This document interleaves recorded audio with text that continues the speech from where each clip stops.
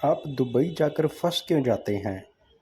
चाहे आप यूरोप जाने के चक्कर में दुबई जाते हैं, चाहे आप यूके जाने के चक्कर में दुबई जाते हैं, या आप एल सल्वाडोर मेक्सिको जाने के चक्कर में, यूएसए जाने के चक्कर में आप दुबई जाते हैं, लेकिन आप लोगों का वीजा दुबई के अंदर एक्सपायर हो जाता है और आप लोग फंस जाते हैं, ना आगे के ना पीछे के।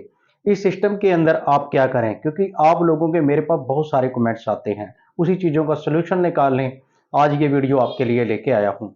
दूसरी एक और बात, जो लोग जापान में जाना चाहते हैं यूएई से, यानी कि दुबई से, कतर से, कुवैत से, क्योंकि वहां से भी बहुत सारे हमारे भाइयों के कमेंट्स आते हैं, तो वो क्या करें। और इंडिया से भी जापान का वीजा आसानी से मिल रहा है, जिनकी प्रोफाइल थोड़ा ठीक है, वो कैसे हैं वो आगे बात करते हैं। तो कैसे हो दोस्तों आप सब, उम्मीद करता हूं आप सब अच्छे होंगे। दोस्तों सबसे पहले बात करते हैं, यूएई के अंदर हमारे लोग फंस क्यों जाते हैं। टूरिस्ट वीज़ा पे जाते हैं, यूरोप जाने के चक्कर में, यूके जाने के चक्कर में, या एल सल्वाडोर मेक्सिको के जाने के चक्कर में, यानी कि वहाँ पे हमारे लोग जाते हैं, अर्जेंट लोग भेजते हैं टूरिस्ट वीज़ा पे। उनको बोलते हैं कि वहाँ पे जाके आपकी आईडी बनवा देंगे, आपकी आईडी बनवाने के बाद आपका या बिजनेस शो कर देंगे या आपकी जॉब शो कर देंगे, उसके बाद आपका शेंजन का वीज़ा अप्लाई करवा देंगे, यूके का वीज़ा अप्लाई करवा देंगे वहाँ से, या आपको किसी न किसी वे से वहाँ से, यानी कि एल सल्वाडोर मेक्सिको या यूरोप यूके कहीं पे भी आपको भेज देंगे। लेकिन ऐसे केस बहुत ही कम होते हैं वहाँ पे जाके, क्योंकि इस सिस्टमों के अंदर बहुत टाइम लग जाता है, 6-6 महीने, 8-8 महीने, 1-1 साल, 2-2 साल तक लग जाते हैं। लेकिन फिर क्या होता है कि 1 महीने का, 2 महीने का आपके पास टूरिस्ट वीज़ा होता है और वो एक्सपायर हो जाता है। उसके बाद जैसे जैसे आपको वहाँ पे एक्सपायर होने के बाद आपके दिन वहाँ पे बीतते हैं और आप लोगों को फाइन पड़ना शुरू हो जाता है। चाहे अगर आप कभी भी इंडिया वापस आना चाहते हैं, आप आगे जाना चाहते हैं, पीछे जाना चाहते हैं, कहीं भी आपको पहले वो फाइन भरना पड़ेगा और दोबारा आपको वीज़ा मिलने के चांसेस बहुत ही रेयर केस होता, बहुत ही कम हो जाते हैं। क्योंकि आप लोगों के मेरे पास कमेंट्स आते हैं दुबई से, तो इसलिए दोस्तों आज ये वीडियो आपके लिए बना रहा हूं, ताकि आप लोगों को परेशानी का सामना ना करना पड़े, आप लोग इस समस्या का हल आप खुद ही खोज लें जब आपका वीज़ा एक्सपायर होने वाला हो। वैसे तो मैं कहता हूं, अगर आपने भी कहीं पे भी जाना है, यूरोप जाना है, यूके जाना है, आप अपनी ही कंट्री से अपनी प्रोफाइल अच्छी तरह से थोड़ा स्ट्रॉन्ग करें, ट्रैवल हिस्ट्री बनाएं, फिर आप अपना वीज़ा अपनी होम कंट्री से अप्लाई करें।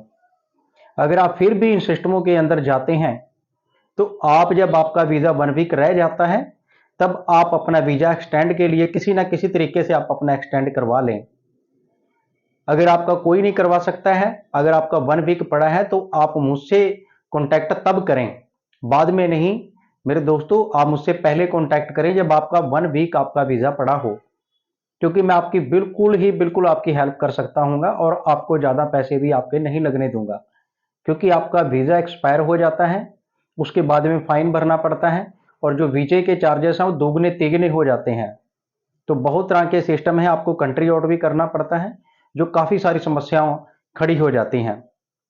चाहे आप वहां से यूरोप जाना चाहते हो, चाहे आप यूके जाना चाहते हो, एल सल्वाडोर, मेक्सिको, कहीं पे भी ये बहुत बड़ी समस्या आती है, इस चीज़ का आप ध्यान रखें। ऐसी बात नहीं है वीजे वहां से लगते हैं, आपकी आईडी बनती है, उसके लिए टाइम गुजारना पड़ता है, टाइम देना पड़ता है, कई बार इतना टाइम नहीं होता और वीजे आपके एक्सपायर हो जाते हैं। तो ये सारा सिस्टम मेरे भाइयों आप देख के चलें। जापान का वीजा जो लोग अप्लाई करना चाहते हैं, चाहे वो यूएई दुबई में बैठे हैं, जिनके पास ऑलरेडी वर्क परमिट है, चाहे वो यूरोप का, यूके का, ये सभी के लिए ये सिस्टम दूसरा चैप्टर जो शुरू होता है पार्ट 2। अब अगर आपके पास बिजनेस आईडी है या आपके पास परमिट है, तब आप यूरोप, यूके, जापान कहीं का भी आप वीज़ा अप्लाई कर सकते हैं। आपको किसी एजेंटों को पैसे देने की जरूरत नहीं है। आप कम से कम 8 से 10 हज़ार दराम अपने अकाउंट में रखें।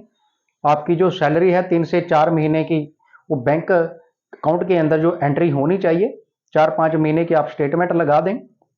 उसके बाद आपका जो फंड्स है उसकी सारी चीज़ बीच में आनी चाहिए। आप एक एनओसी ले लें अपनी कंपनी से और आपने वही थोड़ा ट्रैवल हिस्ट्री, कवर लेटर, अपनी अपॉइंटमेंट लें अगर आप शेंजन में जाना चाहते हैं। अगर आप यूके के अंदर अपनी अप्लाई, पहले फाइल आपकी ऑनलाइन होगी वो करें, उसके बाद अपनी बायोमेट्रिक के लिए आप अपनी डेट ले लें। या ऐसे में दोस्तों जापान का भी ऐसे ही है। जापान का तो सस्ते में फ्री के बराबर ही वहाँ पे वीज़ा है। बहुत सारे एजेंटों को आप लोगों ने बहुत सारे पैसे दिए हैं, एजेंटों को पैसे देने की ज़रूरत नहीं है। ये सभी के अंदर है, चाहे वो कतर में बैठे हैं, चाहे वो कुवैत में बैठे हैं हमारे भाई, चाहे वो यूएई के अंदर बैठे हैं, जो भी वहाँ पे आप लोग परमिटों के ऊपर बैठे, अपने वर्क परमिट के ऊपर, चाहे बिजनेस है चाहे कुछ भी है, तो आप लोगों एजेंटों के चक्करों में मत पड़ो। आप अपनी बैंक स्टेटमेंट, सैलरी स्लिप के साथ और अपना जो एनओसी है जॉब वालों के लिए, एनओसी लेके जितने दिन का आप प्लान बना रखा है, 1 वीक का, 10 दिन का, ज़्यादा से ज़्यादा 10 दिन से ज़्यादा ना बनाएं। नॉर्मल आप 7 डे 8 डे के लिए रखें, क्योंकि क्रिसमस और न्यू ईयर आने वाला है। बस आप जल्दी से जल्दी जो लोग जाना चाहते हैं वो अपना अप्लाई वहाँ से कर लें मेरे भाई। जापान, यूके, यूरोप, ये वीज़ा लेके अगर आप एल सल्वाडोर, मेक्सिको की तरफ भी जाना चाहते हो, आप उधर जा सकते हैं। ईज़ी रास्ता है, कोई दिक्कत नहीं है। अब बात करते हैं जो हमारे इंडिया में बैठे हैं। इंडिया वालों, आप भी भाई, जापान है बड़ा अच्छा वीज़ा दे रहा है।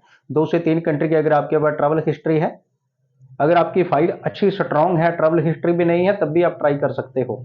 बेहतर यही है कि आप ट्रैवल हिस्ट्री बनाएं 2 से 3 कंट्री की, आपकी फाइल स्ट्रांग है। जापान में अप्लाई करें, यूरोप में अप्लाई करें, यूके में अप्लाई करें। आप एल सल्वाडोर, मेक्सिको तरफ भी ये वीज़े लेके आप आराम से जा सकते हैं। ब्राज़ील के अंदर अप्लाई करें। तो ऐसे में दोस्तों न्यू ईयर, क्रिसमस का सारा सिस्टम ओपन है। जल्द से जल्द अपना जो वीज़ा अप्लाई करना चाहते हैं वीज़ा अप्लाई करें। बाकी जो मैंने सिस्टम बताया है, दुबई के अंदर जो टूरिस्ट पे जाते हैं वो थोड़ा ध्यान से वीज़े, या वहाँ से जो वर्क परमिट है वहाँ से भी अप्लाई कर सकते हैं और अपनी होम कंट्री से भी आप अप्लाई कर सकते हैं। ये थी आज की इन्फॉर्मेशन। वीडियो अच्छी लगी है तो दोस्तों वीडियो को लाइक और शेयर कर देना और चैनल को सब्सक्राइब करें। धन्यवाद।